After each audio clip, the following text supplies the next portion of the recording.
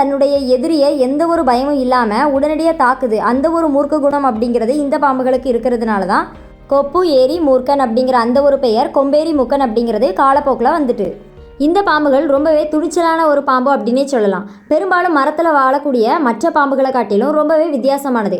10லிருந்து 20 metre உயரத்தில் இருந்துச்சு அப்படின்னா கூட ரொம்ப சுலபமாக இதால் தரையில் குதிக்க முடியுது. அதே போல் மரக்கிளைகள்லையுமே இதால் குதிக்க முடியுது. இந்த பாம்புகளை அரிதாக தான் பார்க்க முடியும் அப்படிங்கிற மாதிரிலாம் கிடையாது.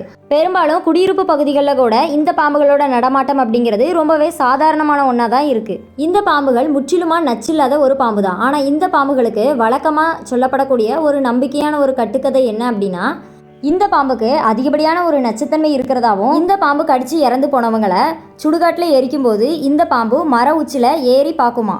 இந்த பாம்புகளுக்கு இப்படி ஒரு பெயர் வர்றதுக்கு முக்கிய காரணமாக சொல்லப்படுறது பெரும்பாலும் இந்த பாம்புகள் அப்படிங்கிறது சிறந்த முறையில் மரம் ஏறுறதுனால தான் வந்திருக்கலாம்.